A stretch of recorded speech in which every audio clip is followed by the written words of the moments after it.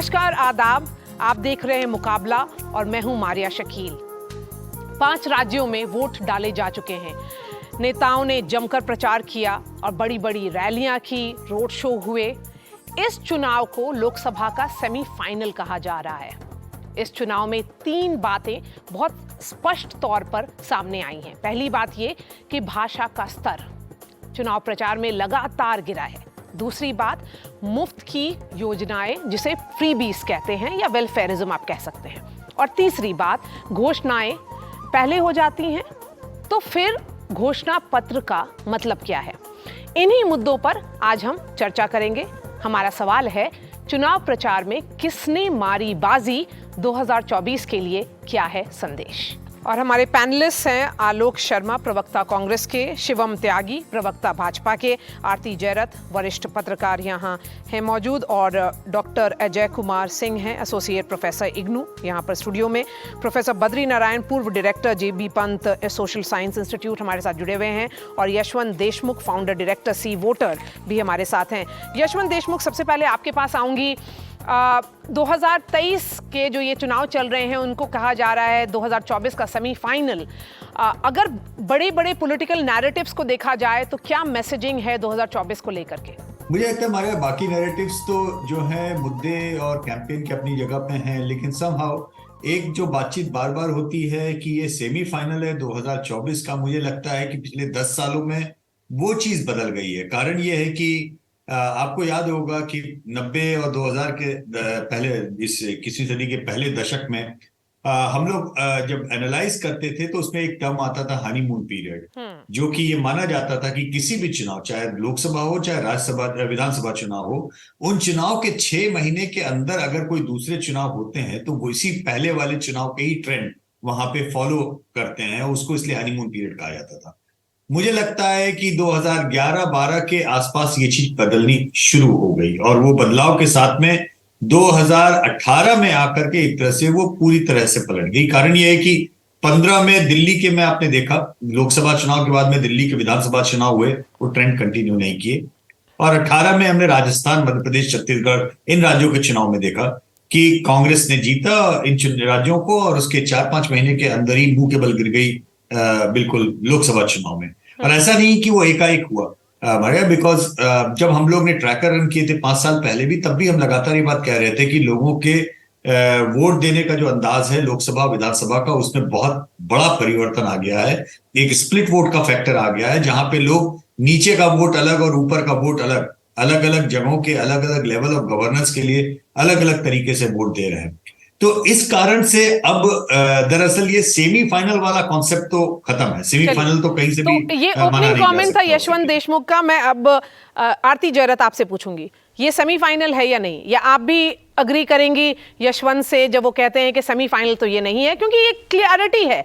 अगर लोकसभा चुनाव में जब साथ साथ असेंबली का हुआ है, जैसे उड़ीसा में होता है, आंध्र प्रदेश में होता है, डिफरेंट रिजल्ट आते हैं। बिल्कुल, तो मैं बिल्कुल अग्री करूंगी यशवंत जी से।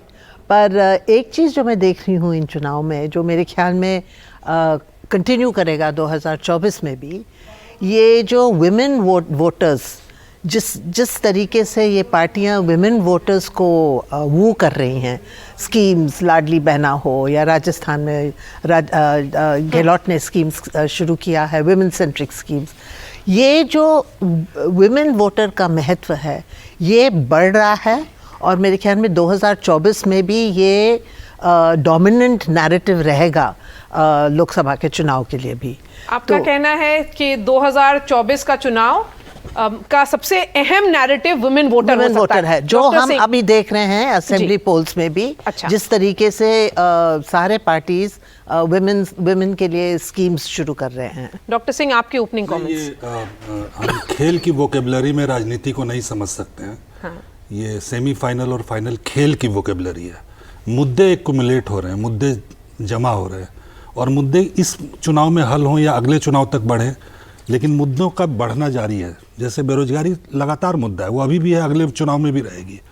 तो इस तरह के कई मुद्दे लगातार बन रहे हैं, और अभी जनता उसके ऊपर रिफ्लेक्ट करना शुरू कर दिया। ऐसा नहीं है कि एक बार मत करके वो अगली बार बदल जाएगी। इसलिए मेरा मानना ये है कि हम खेल की वोकेबलरी से राजनीति को ना समझें। हालांकि कई लोग राजनीति को खेल की तरह करते हैं, पर ये जरूरी है कि हम मुद्दों का इकट्ठा होना इसको देखते हैं, और वो किस फॉर्म में होंगे मुख्य चुनाव तक आते आते ये तो समय बताएगा। पर मुझे लगता है कि मुद्दे बहुत गहन होते जा रहे हैं। मुद्दों का इकट्ठा होना। आलोक शर्मा जी, 2024 का चुनाव किस मुद्दे पर होगा? देखिए, 2024 का चुनाव सीधा इस आधार पर होगा कि 2014 के अंदर जो जो वायदे किए गए, जो बड़े बड़े सपने दिखाए गए देश को, क्या वो पूरे हुए?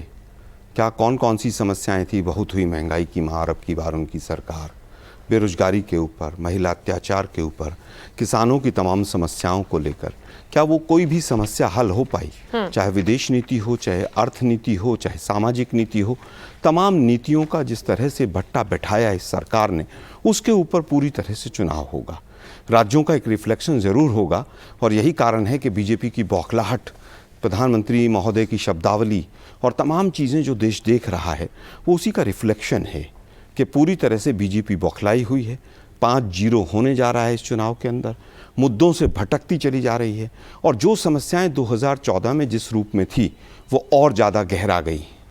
शिवम त्यागी, आपके ओपनिंग कमेंट्स। मैं आलोक जी की बात से 100% सहमत हूं, लेकिन ये सिर्फ इन सब मुद्दों पर 2024 का चुनाव ही क्यों, 2000 अभी जो 23 में चुनाव चल रहे हैं वो भी उन्हीं मुद्दों पर होंगे। बेरोजगारी को लेकर जो आपके विषय राजस्थान में थे, जब आप चुनाव में आए थे, तो जाहिर है आपको रहना चाहिए था उस चीज़ का ध्यान कि आज जो वहाँ की हालात है वो देश में सबसे खराब है, महिला उत्पीड़न में आप सबसे पीछे हैं, जाहिर है। तो वो चुनाव आज से उसी पर ही होगा। I agree with you 100%। और तमाम चीज़ें जो इन्होंने कही, किसानों की समस्या, महिला सुरक्षा, मैं मानता हूं कि किसी राज्य में अगर महिला, जो इलेक्टेड महिला है, जो विधायक है उस राज्य की, वही आकर अगर ये कहने लगे कि यहां पर तो हमारी ही नहीं सुनी जाती, तो जाहिर है बाकी और महिलाओं के साथ क्या होता होगा। हर एक मुद्दे पर आज का जो वोटर है वो कनेक्ट करता है और उसी के हिसाब से वोट भी करता है। जहां तक सेमीफाइनल का कहने का विषय है, मैं ऐसा मानता हूं अभी तक तो कुछ ऐसे ट्रेंड्स नहीं रहे हैं, खासतौर पर 17-18 के बाद से सारी चीज़ें बदली हैं। आप जो स्टेट्स में इलेक्शंस होते हैं वो अलग डिफर करते हैं, जो नेशनल इलेक्शंस होते हैं वो अलग हैं, लेकिन एक चीज़ जो बाय एंड लार्ज बहुत सटीक रही है वो आदरणीय प्रधानमंत्री जी का चेहरा, चाहे चुनाव राज्य के रहे हों, चाहे चुनाव केंद्र के रहे हों, कहीं ना कहीं परफॉर्मेंस बेस्ड अगर हम बात करें तो उनका ट्रैक रिकॉर्ड बाकी और पार्टीज के नेताओं से, चाहे वो स्टेट लीडरशिप हो चाहे सेंट्रल लीडरशिप हो, उनसे बहुत बेहतर रहा। सो मुद्दों का इकट्ठा होना, ये बहुत ही एक अहम बात आई है इस ओपनिंग कमेंट से। यशवंत देशमुख, इस पर चर्चा करते हैं। क्या 2024 में वेलफेयरिज्म पर चुनाव होगा? क्योंकि महिला को वू करने की बात हो या फिर टैबलेट देने की बात हो, स्कूटी देने की बात हो, तो ये फ्रीबीज तो सब पार्टियां कर रही हैं। तो ये जो लाभार्थी वोटर आया है, तो क्या लाभार्थी वोटर स्टेट के बेनिफिट्स और सेंटर के बेनिफिट्स को अलग अलग देखेगा? मारिया, पहली बात तो हम सारे लोग इन दोनों वोटर्स को अलग अलग देखें तो बेहतर होगा। लाभार्थी वोटर अलग है और महिला वोटर अलग है। मैं अक्सर ये चीज देखता हूं कि लोग लाभार्थी और महिला दोनों को ऐसे मिक्स करके बताते हैं एज इफ हिंदुस्तान में लाभ के लिए महिलाएं निकल के वोट डाल रही हैं। ऐसा कतई नहीं है। हिंदुस्तान में जितने वाहियात मुद्दे हैं उनके ऊपर मर्द वोट डालते हैं, और जितने कायदे के मुद्दे हैं उन मुद्दों पे महिलाएं वोट डालती हैं। मैं बहुत स्पष्ट रूप से इस बात को बोल रहा हूं। उत्तर प्रदेश के चुनाव में एग्जिट पोल के आंकड़ों में हमने ये बात पाई थी और सिद्ध करके बताई थी कि पुरुषों के लिए, मर्दों के लिए पहली प्रायोरिटी के मुद्दे जितने भी हैं वो सब सत्यानाशी मुद्दे होते हैं, जिनका कोई आने वाले समय से, प्रगति से किसी से कोई लेना देना नहीं होता। और महिलाओं के लिए जो मुद्दे होते हैं वो विकास के मुद्दे होते हैं, लॉ एंड ऑर्डर के मुद्दे होते हैं, जो मुद्दे जीवन के लिए, आने वाले समय के लिए, समाज के लिए जरूरी होते हैं। तो ये दोनों चीजें अलग अलग है। दूसरी चीज जो आरती ने बोला कि महिलाएं जो है ये अब नैरेटिव बड़ी चीज ये सेट करने वाली हैं, मैं 200% इस बात से इसलिए सहमत हूं क्योंकि एक जो टर्नआउट का जेंडर गैप हुआ करता था हमारे यहाँ 10 साल पहले तक, 10% से एक समय था जब 10 से 15% का गैप होता था, वो कम होते होते 4-5% का गैप हुआ। लेकिन 10 साल से पिछले ये कह सकते हैं एक्चुअली में अब ये हम लोग ने ये ऑब्जर्व करना शुरू किया लगभग अन्ना आंदोलन के आसपास के समय से, जिस समय वोट अलग अलग इलेक्शंस में महिलाओं का टर्नआउट बढ़ना शुरू हुआ। और आज की तारीख में स्थिति यह है कि न केवल वो बराबरी पे है, वो टर्नआउट पे पुरुषों से ज्यादा है। तो कई तरीके से ये आने वाला समय भारतीय राजनीति में केवल नैरेटिव के लिहाज से ही नहीं बल्कि कंक्रीट काम के लिहाज से भी महिलाओं का समय होने वाला है एक सबसे बड़े वोट बैंक के रूप में। बद्री नारायण हमारे साथ जुड़े हुए हैं। प्रोफेसर बद्री नारायण, 2024 के चुनाव के लिए क्या संदेश है, अगर मोटा मोटा समझा जाए? ये 2023 में जो 5 राज्यों में चुनाव चल रहे हैं, बड़े बड़े क्या नैरेटिव्स हैं? देखिए मारिया, ये जो 5 राज्यों के चुनाव हैं, इनसे जो नैरेटिव निकल रहे हैं, पहली बात तो ये मैं कहूँ कि ये सेमीफाइनल नहीं माना जाना चाहिए, क्योंकि जो अगला चुनाव है वो रिफरेंडम होगा मोदी पर और मोदी के गवर्नेंस पर। और आपको पता है मोदी कितना मैटर करते हैं पॉपुलर कॉन्शसनेस के लिए इंडिया के, और किस तरह की उनकी इमेज है। तो वो एक तरह से अलग ही चुनाव होगा, लेकिन इसके कुछ मुद्दे वहाँ कंटिन्यू कर सकते हैं। जैसे एक मुद्दा जो ओबीसी रिजर्वेशन का है, उसको आगे विपक्षी पार्टियां बढ़ाना चाहेंगी। और दूसरा जो है वो जो बेनिफिशियरी का जो मुद्दा है, हमारे बेनिफिशियरी की आपका बेनिफिशियरी, वो मुद्दा अगले चुनाव में आगे बढ़ेगा। और तीसरा है कि मेरा मानना है कि गरीबी और धर्म, ये एक इटर्नल जो पॉलिटिकल नैरेटिव है इंडियन इलेक्शंस के, जो अलग अलग फॉर्म में अलग अलग तरह से सेम नैरेटिव कही जाती है। तो एक नैरेटिव अभी इस चुनाव में भी, इन 5 राज्यों चुनाव में भी और अगले चुनाव में भी, वो होगा गरीबी के अराउंड। ब्लैंकेट थीम शायद कुछ नहीं है, और ये लगभग अग्रीमेंट है सारे पैनलिस्ट का यहाँ पर कि ये सेमीफाइनल बोलना गलत होगा। तो मैं आपके पास आऊंगी डॉक्टर सिंह। सवाल ये है कि अगर मुद्दे इकट्ठा हो रहे हैं और 2024 का चुनाव नरेंद्र मोदी के रिपोर्ट कार्ड पर होगा, क्योंकि ये भी साफ तौर पे दिख रहा है कि भाजपा अभी पोल पोजीशन पर है, क्योंकि एक मोदी वोटर है जो लाभार्थी भी है और मोदी के नाम पर वोट कर रहा है। तो ऑपोजिशन के पास क्या ऑप्शंस है? मुद्दों को किस तरह से वो इकट्ठा कर सकते हैं? नहीं, अब ऑपोजिशन का मैं प्रवक्ता तो नहीं हूँ, पर जितना मुझे लग रहा है कि जैसा आप ये मान के चल रही हैं कि वो मोदी के कामकाज पर ही अगर होगा, तब तो वो मोदी के क्रिटिक पर भी होगा। अपोजिशन के पास तो यही रास्ता बच गया कि उस कामकाज का क्रिटिक करें। पर मुझे लगता है कि राजनीतिज्ञ बेहतर जानते होंगे कि कैसे वोट मिलता है, पर उन्हें अपनी योजना भी देनी पड़ेगी। जैसे जब भी अभी आप थोड़ी देर पहले जसवंत जी से जब सवाल पूछ रही थी, तो मैं सोच रहा था कि केवल मुफ्त की चीज़ें नहीं, मुफ्त की चीज़ें तो दे दी आपने, मुफ्त में बिजली दे दी, मुफ्त में खाना भी दे दिया, पर उसका बाद क्या? अगले 20 साल की आपकी योजना क्या है? मुझे लगता है बहुत छोटे स्तर पर से अगर आप बारीकी से बहुत सारी चीज़ों को देखें तो धीरे धीरे इसको लेकर के छटपटाहट शुरू हो गई है कि ये योजनाएं कहाँ ले जा रही हैं हमें। अब ऐसा नहीं है कि हम खाली, जैसा कि जसवंत जी कह रहे थे, कि अब वैसे मुद्दे चाहिए जो ज़मीन से जुड़े हुए हों, चाहे वो जिस तरह से भी हों। तो मुझे लगता है विपक्ष के पास यही 2 ऑप्शन बच गया है कि एक तो शानदार योजना रखे, और शानदार योजना के साथ साथ वो दिखने वाली योजना हो, मतलब कि वो जमीन पे दिखे। आलोक शर्मा जी, तो क्या आप लोग भी जब मैनिफेस्टो निकालते हैं तो उसका आप कोई सिग्निफिकेंस नहीं रहा, क्योंकि गारंटी 7 है, 6 है, 11 है, इसी पर अब चर्चा होती है, क्योंकि आप भी जानते हैं कि ये जो नंबर्स हैं, बड़े बड़े नंबर्स लोगों को याद रहते हैं और मैनिफेस्टो लोग भूल जाते हैं। देखिए, राजस्थान में हमने अभी 3 दिन पहले जब मैनिफेस्टो निकाला तो गहलोत साहब ने एक स्पष्ट बात कही कि मैनिफेस्टो जो है हमारा गवर्नमेंट डॉक्यूमेंट पिछली बार भी था और इस बार भी गवर्नमेंट डॉक्यूमेंट है, और इसके अंदर अगर कोई कमी रही है तो उसको इस साल कंटिन्यू करके हम उसको पूरा करेंगे। तो मैनिफेस्टो की वैल्यू है, मैनिफेस्टो का मीनिंग है, इसमें कहीं कोई दो राय नहीं। इस बार राजस्थान का अगर आप मैनिफेस्टो देखें तो उसमें 3-4 पेज हमने जो पिछले 5 साल की अचीवमेंट है उसके ऊपर रखा है। उसमें लिखा गया है कि केंद्र सरकार के जो आंकड़े हैं राजस्थान के बारे में कि पर कैपिटा इनकम 48.5% 5 साल में बढ़ी है, जो हाईएस्ट है। पर कैपिटा इनकम में 30वें नंबर पर था राजस्थान, जो 5 साल में 12वें नंबर पर आया है। ये मैनिफेस्टो के चंद पहले के पेजेस में दिया गया है। उसके बाद फिर हमने जो भी हमारे सेक्टर्स हैं, मैनिफेस्टो कुछ देर में नहीं आया। अगर आप अपने अचीवमेंट्स गिनाने चाह रहे थे जनता को, तो वो पहले आने चाहिए थे। चुनाव से 48 घंटे पहले क्यों? देखिए, तमाम चीज़ें पहले भी पब्लिसाइज की गई। जैसे GDP growth rate north India में हाईएस्ट राजस्थान का रहा 19.5%। वो आंकड़े आए ही अभी थे तो उसके बाद दिए गए। वो मुझे लगता है कि तमाम चीज़ें अगर देखें और उनका ग्राउंड पर रिफ्लेक्शन देखें तो वो पूरा असर जो हमारी घोषणाएं पहले थी या जो घोषणाएं अभी हैं, चाहे वो चिरंजीवी योजना हो, चाहे 500 रुपये का सिलेंडर हो जिसको बाद में 400 किया गया हो, तमाम योजनाएं आज आप देखिए कि वहाँ पर अकाउंटेबिलिटी एक्ट आया है, वो मैनिफेस्टो में आया है। अकाउंटेबिलिटी एक्ट जिसके लिए तमाम पार्टियां 10 साल पहले चिल्लाया करती थी, आज वहां पर शुरुआत हुई। कर्नाटका और हिमाचल चुनाव से एक टेम्पलेट मिला है जो आपको लगता है आंसर हो सकता है लाभार्थी वोट बैंक का, जो नरेंद्र मोदी का है। नहीं, देखिए, लाभार्थी वोट बैंक और मोदी साहब का जो बार बार चिल्लाना रेवड़ी, मैं समझता हूं सबसे ज्यादा अगर कोई रेवड़ी बांट रहा है अमीरों को तो मोदी जी बांट रहे हैं। चलिए और यही रेवड़ी बता की दें। परिभाषा मारिया, रेवड़ी की परिभाषा का केस सुप्रीम कोर्ट में चल रहा है। ये केंद्र सरकार रेवड़ी क्या है ये भी तय नहीं कर पा रही है। शिवम वेलफेयर त्यागी जी। स्टेट में ये तमाम चीजें होती हैं कि आप पिछड़ों को आगे लेकर आएंगे। वेलफेयरिज्म है, वेलफेयरिज्म रेवड़ी है। नहीं है। शिवम त्यागी जी, जब आप लोग 450 रुपए का सिलेंडर अनाउंस करते हैं तो आप उसको रेवड़ी क्यों नहीं बोलते? छोटे छोटे 3-4 सवाल हैं जो लगातार हुए। सबसे पहले मैं कांग्रेस से ही शुरू करता हूं। उन्होंने कहा कि हमारे मैनिफेस्टो की गारंटी है, और आजकल मैनिफेस्टो पर बड़ी बात हो रही है बिकॉज अभी रिसेंट ही अनाउंस किया है इन्होंने आप राजस्थान लोग ने भी में। अपना जो मैं उस वचन पर भी पत्र आऊं। लाया था वो बहुत डिलेड लाया बिल्कुल, लेकिन क्या क्या किसने कहा था और क्या क्या कौन कह रहा है उस पर देखने वाली बात है। 2018 का मैनिफेस्टो है, सिर्फ एक लाइन इनके ऊपर से पढ़ देता हूं। 10 दिन में किसानों का कृषि ऋण हम माफ करेंगे, रसोई गैस की कीमतों को हम नियंत्रण में लाएंगे, पेट्रोल डीजल की वस्तुओं को हम जो है जीएसटी के अंतर्गत लाना पड़ेगा।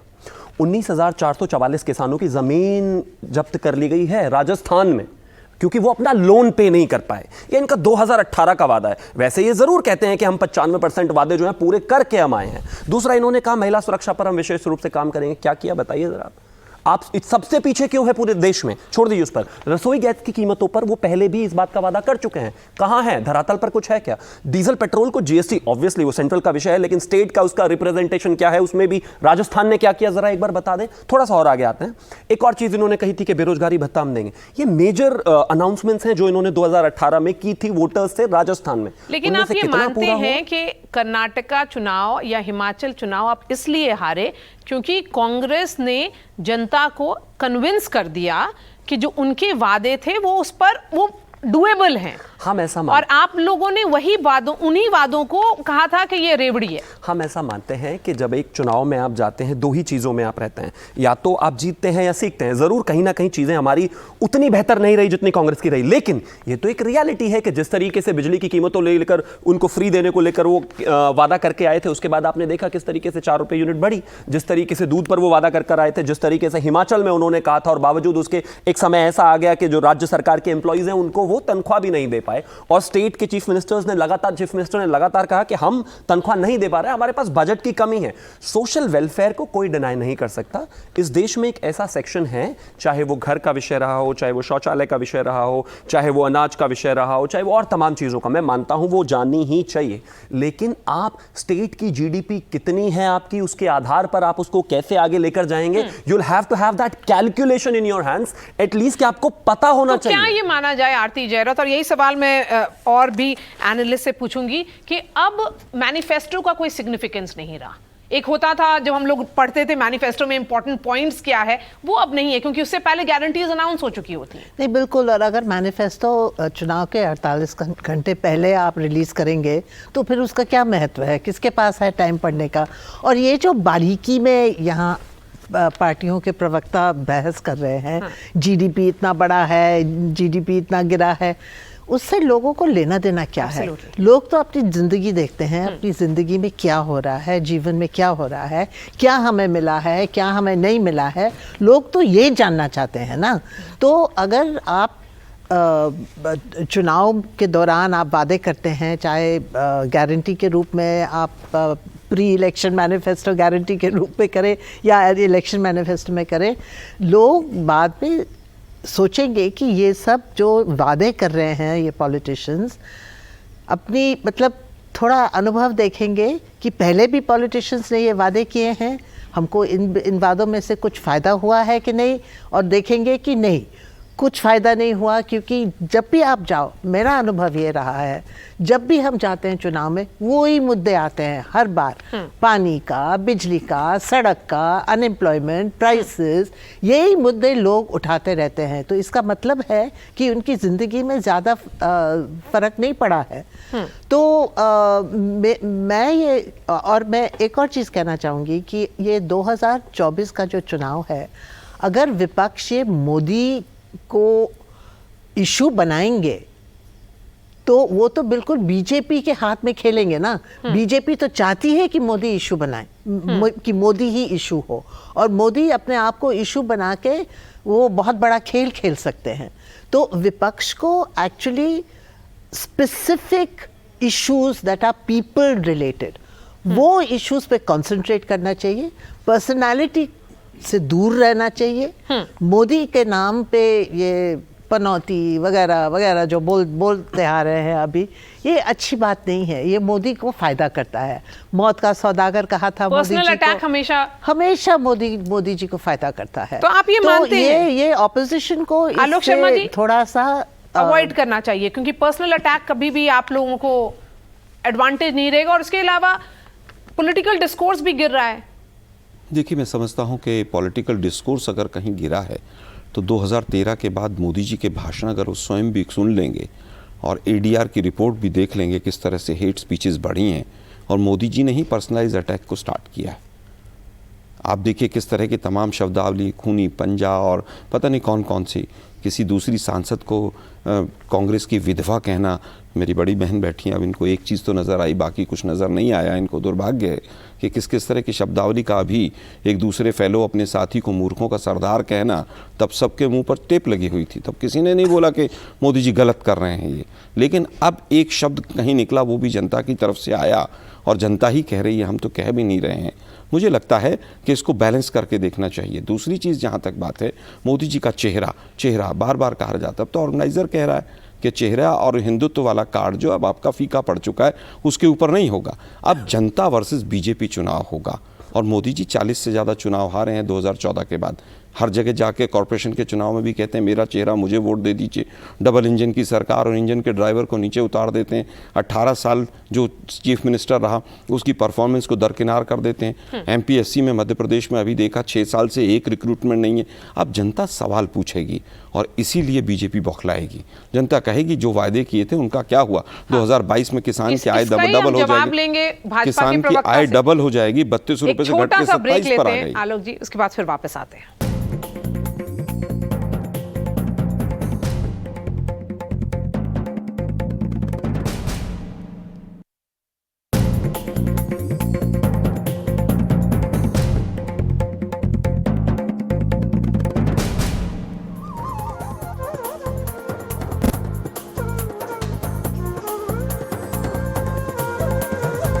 क्या 2024 का चुनाव जनता वर्सेस भाजपा होगा, जैसे आलोक जी ने कहा था? उसका जवाब हम लेंगे शिवम त्यागी से। शिवम त्यागी जी, इसका जवाब दीजिए।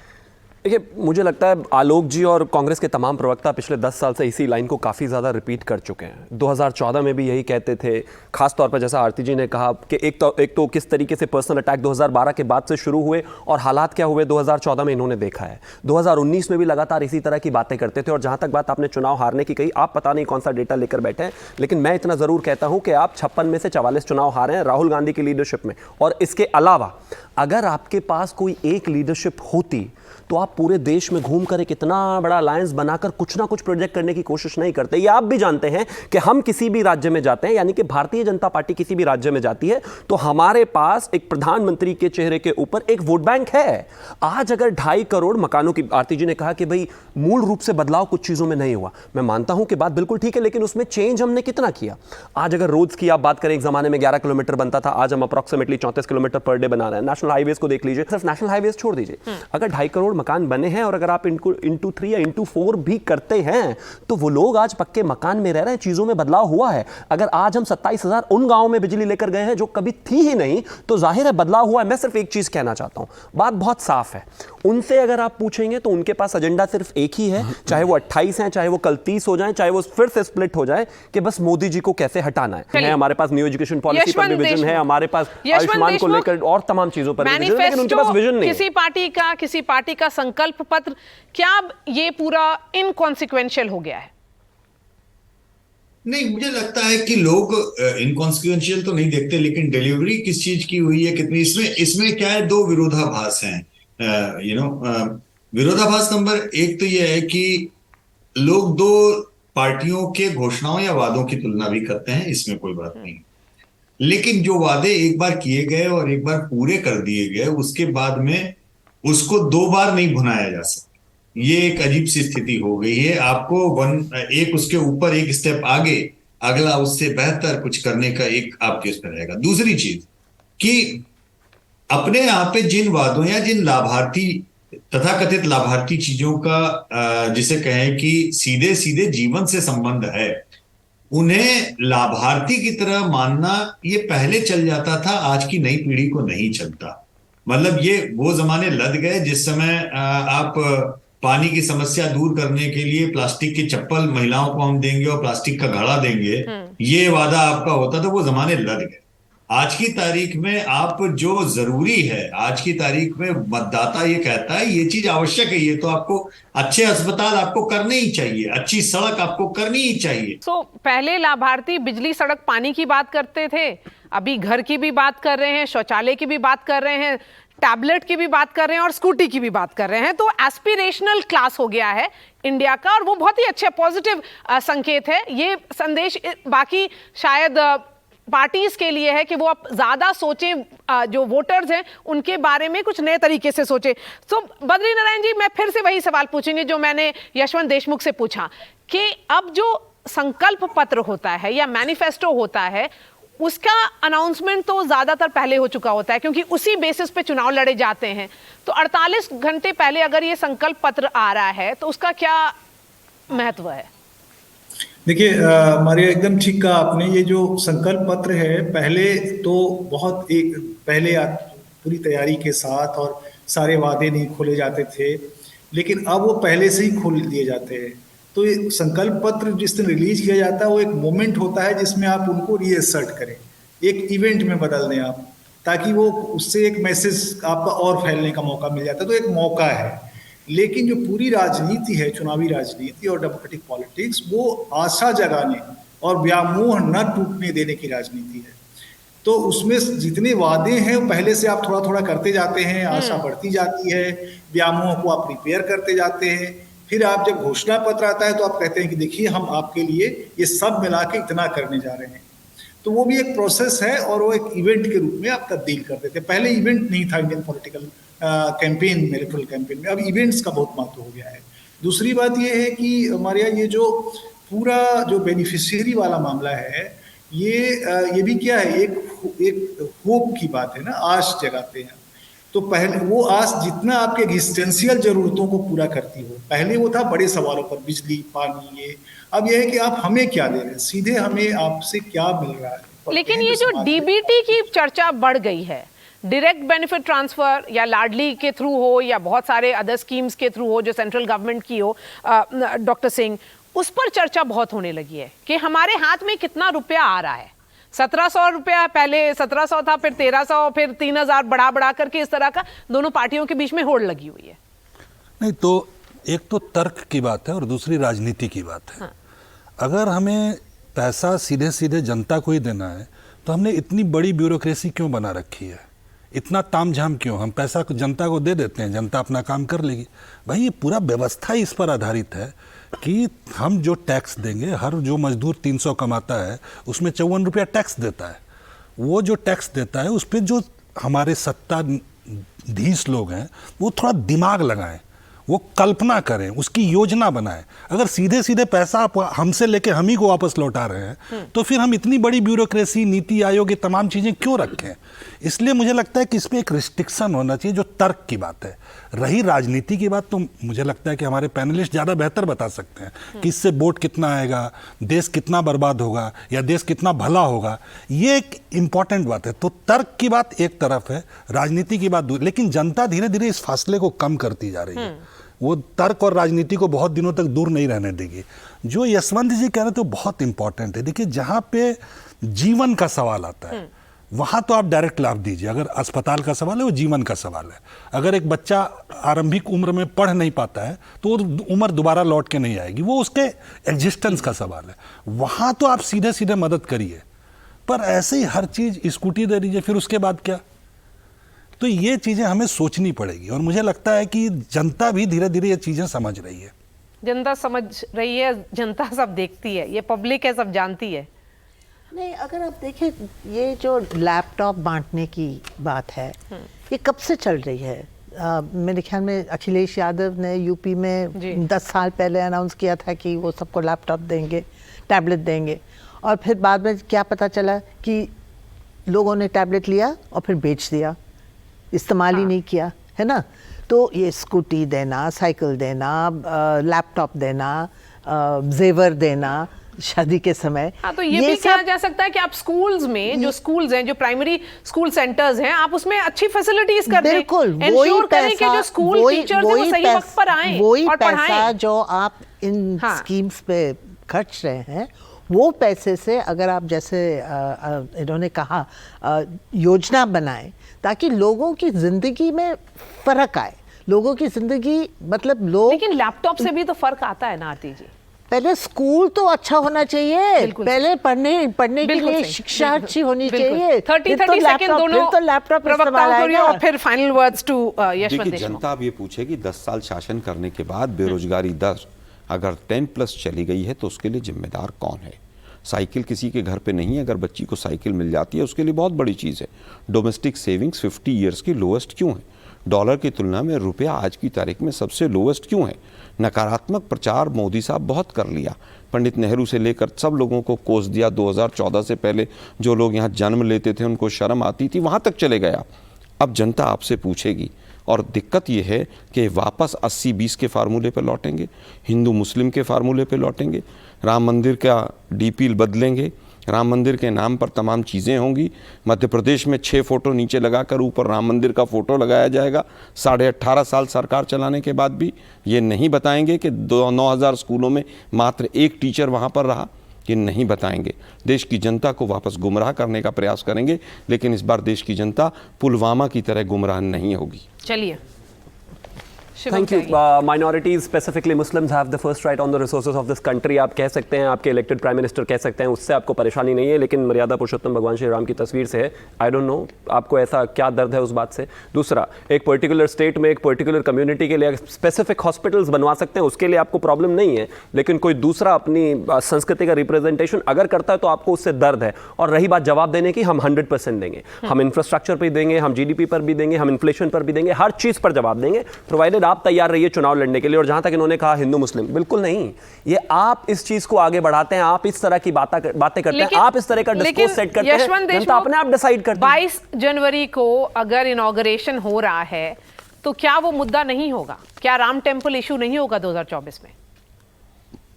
अगर कोई भी ये सोचता है कि ये मुद्दा नहीं है तो मुझे लगता है कि वो या तो राजनीतिक समझ नहीं रखता या राजनीतिक समझ रख के नासमझ बनने की कोशिश कर रहा है।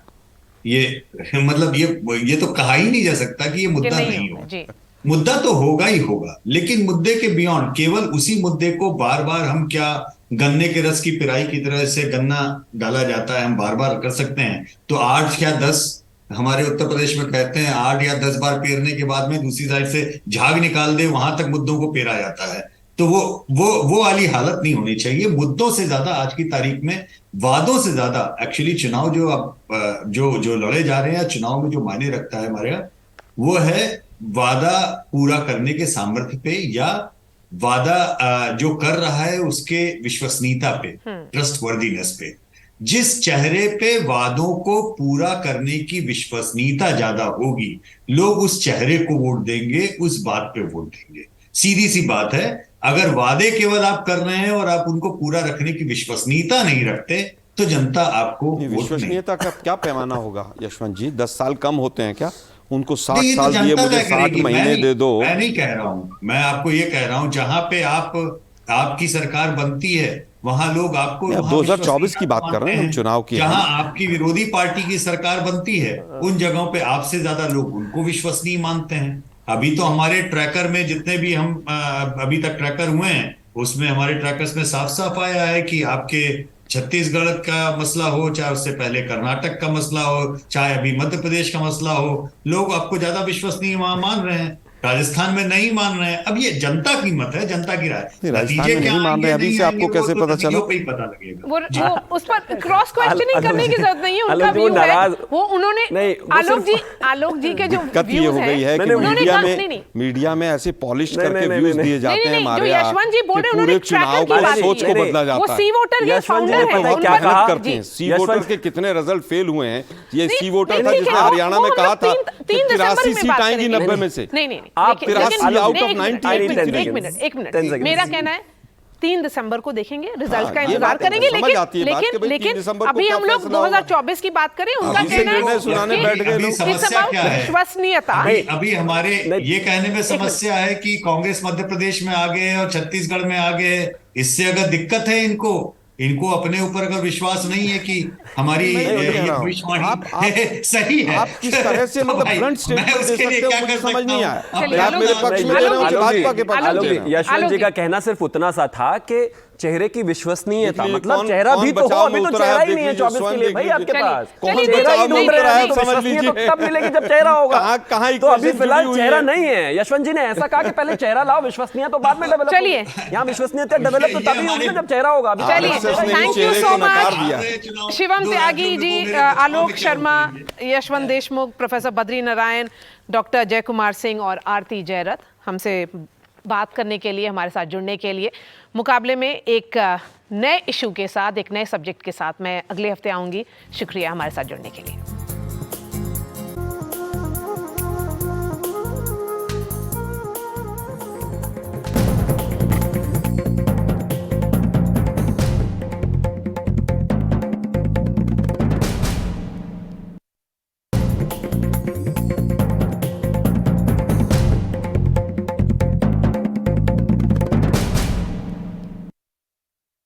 राजस्थान में हमने अभी 3 दिन पहले जब मैनिफेस्टो निकाला तो गहलोत साहब ने एक स्पष्ट बात कही कि मैनिफेस्टो जो है हमारा गवर्नमेंट डॉक्यूमेंट पिछली बार भी था और इस बार भी गवर्नमेंट डॉक्यूमेंट है, और इसके अंदर अगर कोई कमी रही है तो उसको इस साल कंटिन्यू करके हम उसको पूरा करेंगे। तो मैनिफेस्टो की वैल्यू है, मैनिफेस्टो का मीनिंग है, इसमें कहीं कोई दो राय नहीं है। इस बार राजस्थान का अगर आप मैनिफेस्टो देखें तो उसमें 3-4 पेज हमने जो पिछले 5 साल की अचीवमेंट है उसके ऊपर रखा है।